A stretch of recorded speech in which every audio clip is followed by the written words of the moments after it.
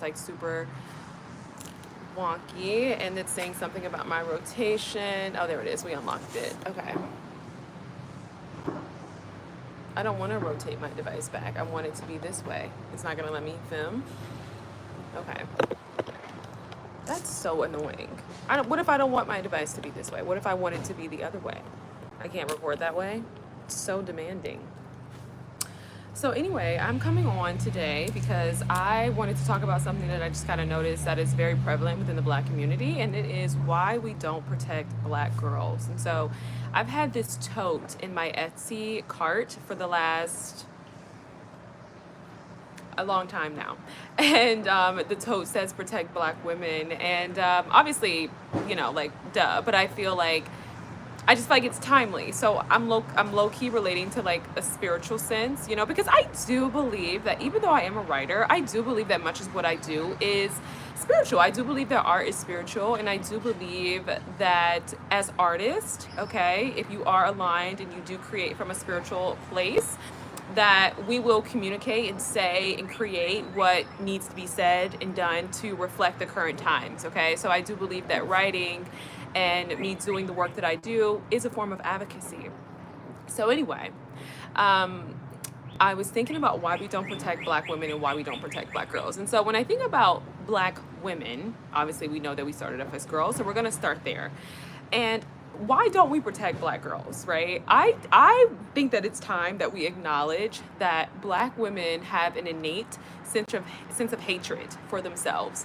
And so when we are engaging with young women, our daughters, our relatives, or whatever the case may be, it's really hard for us to relate to them. It's really hard for us to sit in that space and feel a sense of protection and mentorship around them. We don't feel that when we see young Black girls. What we feel is hatred, right? We are reminded of opportunities we did not get, assets we do not have, physical attributes that may not have been God's gift to us, and so we really struggle to hold space for young Black girls. And so I think when you talk about self-hatred in terms of Black women hating themselves, it makes a lot of sense why a lot of Black women do not protect Black girls, right? And so there really is no other justification for it. And you know that this is hatred because to witness someone be abused, to witness someone be helpless and do nothing, and as a woman, you know what I mean, that says a lot. Now, I do want to preface this by saying, I'm at a point in my life where I realize that religion,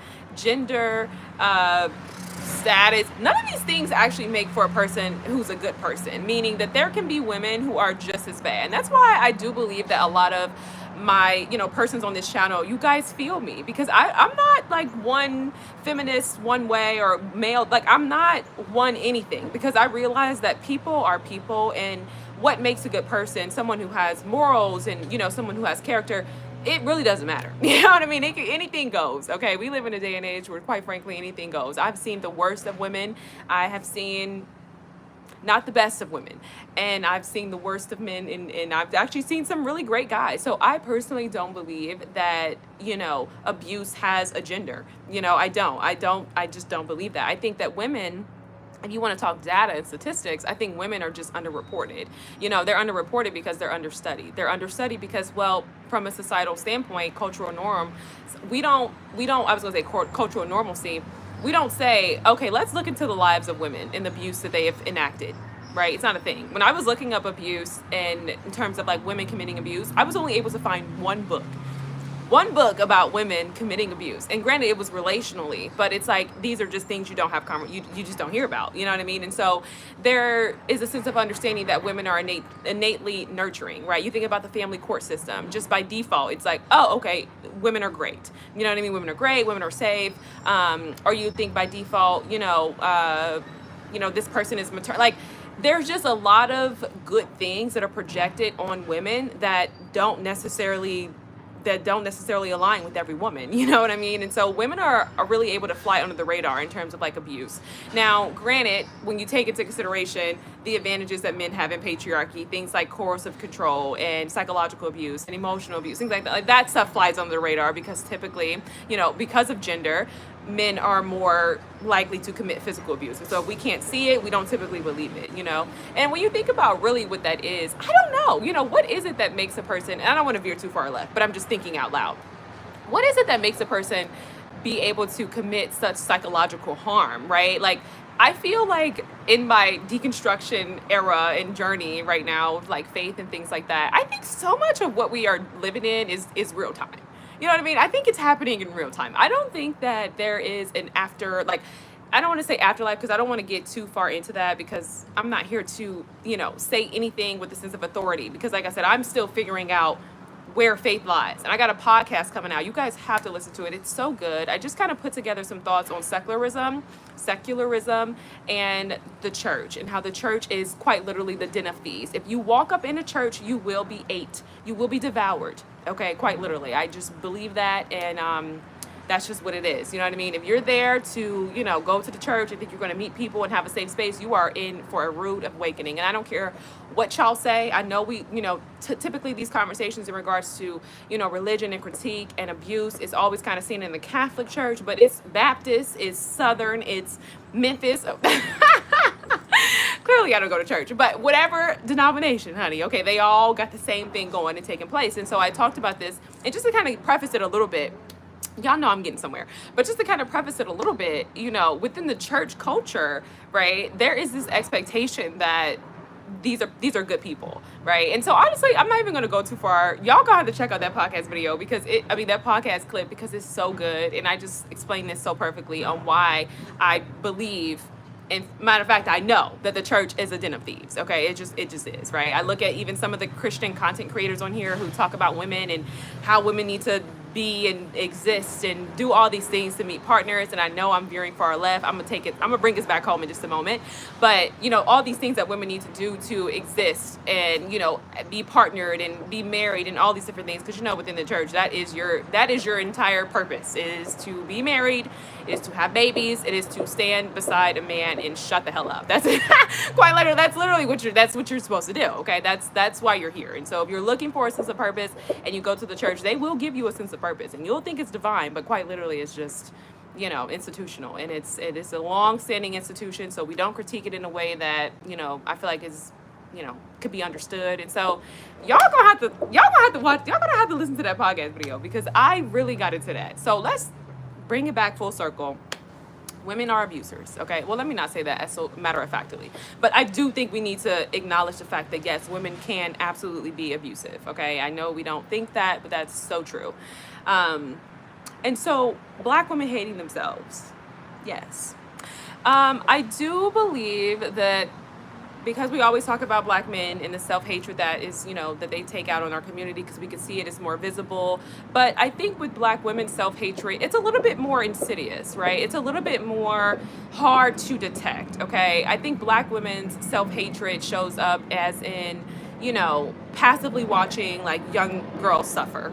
You know what I mean? Idly waiting for their downfall. I think it shows up in the subtlety of competition with the younger generation, right? So instead of being this lighthouse, this woman who has wisdom, who's lived a little bit, who can, guide the younger generations and provide them with more wisdom, they are either struggling with like arrested development or, whatever the case may be, just stuck in trauma, stuck in abuse, stuck in whatever cycle that they're stuck in. And so they've never really been able to move forward in life. And so they take that out on younger generations. But when I just think about how prevalent it is to meet so many young Black girls who are in abusive relationships with men, and there's a whole generation of women who know about it, right? Like grandmas, aunties, cousins, everyone knows that this young girl who is 16 is in a relationship with a 30-year-old man, okay, and nobody ever says anything, nobody ever does anything, and that to me is very alarming. And this is also why too, like, I'm reading this book, it's so good. It just kind of talks about why,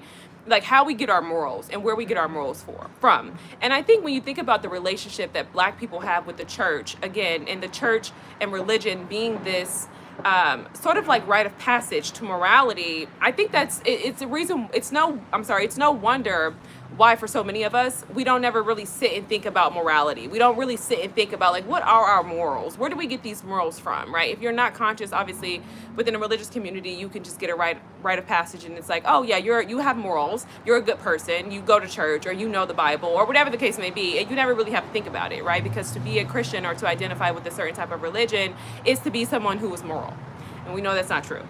And then outside of that, I think if you're not conscious and you're just, African American living within American society, then you're on the end of consumerism, and so your morals will typically come from some type of like, propaganda or some type of stereotype or something that, society will coerce you into. And so a lot of times for us, that does look like materialism, And so I just think that I don't know. I just was wanting to just come on here and kind of just shine a light on that. I know I don't have this is one video where I really just don't have too much depth and insight into that, because I genuinely just think it's self-hatred. Like, there's just no way you can see a young girl struggle. There's just no way you can be in proxy to a young black girl and compete with her and, not encourage her to go out in the world and achieve all that you maybe weren't able to achieve. One of the things we talk about generational wealth, and I do believe that generational wealth is knowledge. I don't think it's money, because the thing about that is like, I know we like to talk about slavery, but let's just take it back to,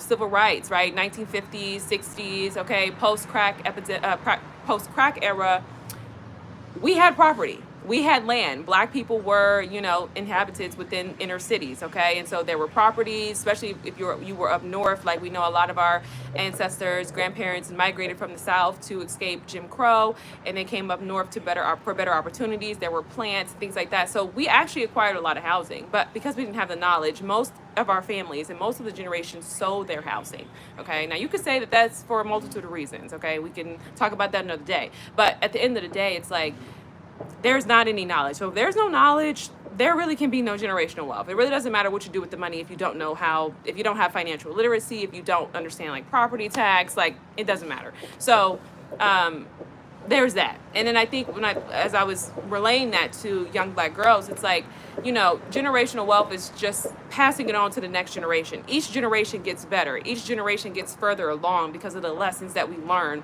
throughout our generation, okay? We have to understand that that's just life, right? I think a lot of millennials and like boomers and Gen X are struggling with this. People are like, well, we just didn't have those opportunities back in the day. And it's like, well, yeah, because in life, especially within our country, we're always going to innovate. It's a very innovative country. Like, we know we have technological advancements that are popping off left and right. Y'all let me know if I'm talking too fast, because I've heard that a lot.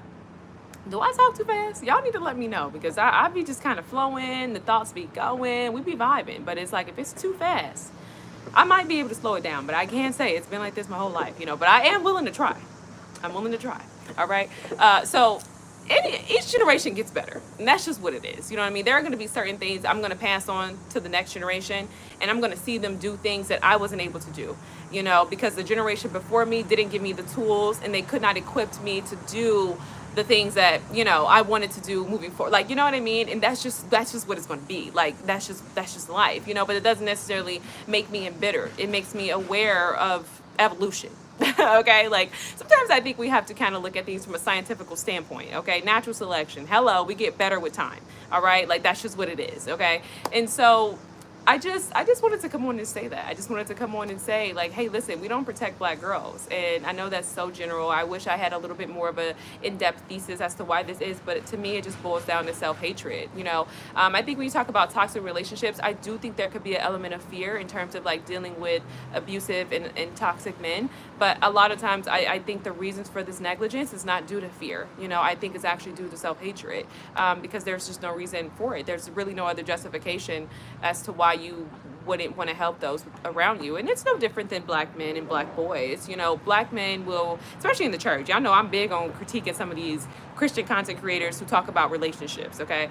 They'll get online and build entire fan bases, off of speaking to black women and what women need to do relationally, but they won't get out in the field and go work with the black boys within the community. They won't get out in the field and go work with, the struggled and troubled youth, who can really make an impact, right? Our leaders, right? Our communal leaders, young black boys, like, obviously we know women can lead too, but so I just think that it's self-hatred, at the end of the day. Well, I do think for men in part, I think that within our culture, communally, more commonly, okay? I'm not making a generalization. On average, I'm saying on average, okay? I do think that the values within the black community in terms of black men do preface a little bit more on materialism. And I do think that that could be the ways in which men are socialized. So within the patriarchy, it's all about external validation. It's all about what have we achieved? What can we build? What can we show off? You know what I mean? And so I don't necessarily think it's solely a black issue, but I do think that that is probably why. And so typically when you talk about like, you know, volunteer work, communal work, and, you know, things like that, there's really no money in it. So if that's your value, then you're likely not going to work with black youth. And then that's another thing too. I was reading about this, you know, on average, from, you know, statistically, persons who are religious are more willing to like volunteer their time, but people who are not willing to volunteer their time towards certain causes. And I don't really know why that is. You know, we can sit with that. You know, as I'm reading books about secularism, we can sit with that. We can sit with why persons who are not religious, you know, don't feel the need to share their time and donate their time. I think in part because they're just kind of busy living life. You know, I think when you kind of adopt the philosophy that like you only get one, I don't think it's greed. I think that, you know, obviously within the church culture, they're going to call these people greedy. But I think in part it's just kind of like living life, taking care of your own responsibilities and filling your life with really good things. And then obviously we know that in part the reason why religious persons and, you know, of that community are more willing to volunteer is because it's more so an act of obedience and obligation and, you know, performance and posturing versus like, I really want to do this because I'm passionate about it. And that's why you'll see people in positions and they're constantly giving spiritual solutions to psychological problems. You know what I mean? And I think we've done that as a culture for far too long, as we know. And I just think, I don't know, you know, I see a lot of, and I know I'm veering, because right now my work is centering in, and when I say my work, the things that I'm learning and researching are centering in secularism and religion. So that's kind of why I'm like back and forth and I'm veering in conversation. But I just think that, and I'm not going to interrupt my train of thought again, sorry y'all. But I just think that, you know, I don't know. I just think that when you're in a space and you do things based on obligation, and I said posturing, and I said religious persons, I don't know. I lost my train of thought. I think I'm going to go ahead and wrap up now. But this is just to come on here and say that, you know, when you hate yourself, you cannot love your someone who looks like you, right? And a younger version of you. You know what I mean? You just can't. And obviously we know that this is not like a one size fits all. Like I said, I feel like in, you know, situations where there's domestic violence and things like that, it kind of makes sense why some people wouldn't step in, like, you know what I mean? But at the same time, you know, this is just very common. It's very prevalent. And, you know, even if it's not domestic violence, you have women who have daughters who they won't help their daughters, but they'll help their sons. You know what I mean? And so it's self-hatred at the end of the day. And I guess I'll just end by saying, if you're a young black girl and you're trying to find your way, you know, you have to break out of a lot of things. Like I tell people all the time, I think the biggest, the greatest work, all right, the greatest work for African Americans is going to be unlearning, right? Because we got a lot to unlearn. I was actually, and y'all know, I just told you what my work was, right? So I was watching The Southern Boy on Hulu. It's a film about a white journalist in the South, you know, documenting the Montgomery Montgomery bus boycott. And something that they said in the film was, oh yes, it was the Reverend. He was like, you know, we're not going to fight back. He was talking to the black people in the church. He said, we're not going to fight back. We're going to take the high road, you know. And so I just thought that was very interesting, you know. And I think in part that type of philosophy and that principle that we've kind of stood on and how we engage with injustice and things like that is what kind of leads to this sense of passivity. And I think really what it is a relinquishing of self-agency. And I think in that relinquishing, it is a psychological problem. But I think underneath the religious posturing is, Assata Shakur said this. She said, black people are the only persons who do not have a choice about the ways in which their lives will go, essentially is what she was saying. And I just thought that was very profound. And I still sit with that to this day because it was there really was any like foreshadowing or like context after she said that. I just thought that was just like pretty profound. I was like, wow, You know what I mean? And I guess in part, you know, it was a different time, obviously, but I think she was referring to injustice, and I think she was referring to, you know, things like police brutality and just the lack of protection and the lack of humanity that we see within black bodies and within black lives. And I don't know. I think that it was a simple sentence, but it was so fully loaded. You know what I mean? And like I said, I am veering at this point, but just streamlining my thoughts. You know, I just thought that was just so profound. You know, and I guess too, you could kind of consider the fact that like when it comes to persons of like white lives, you know what I mean? There's a sense, there's a just as a nation, obviously white supremacy, yes, but like there's a nation that understands that like white life, you know, there's a sense of protection there. You know what I mean? And obviously we know that there are certain benefits and perks and like white privilege and stuff. So I don't know. I just thought that was so profound, and I think maybe on some existential level we know that we don't have a choice, and so maybe that's why there's kind of like this sense of apathy that is so prevalent within many of us within our community. But I don't know. I'm going to end there. You know, I hope you guys got something from this video. Like I said, I don't want to veer too far left. We've been veering though. We've completely veered off the tracks, but I do think that maybe you guys got something from this video. This wasn't really like a motivational video, but I guess if I had to end with more of a positive note, yeah, just start the work of unlearning. Start the work of unlearning as soon as you can. You know, go ahead today, look in the mirror and face the fact that much of what you know is a lie. Much of what we have been taught is a lie. And if you just start there, you can get on the path of truth. And what do they say? The truth will surely set you free. Y'all have a good night. Peace.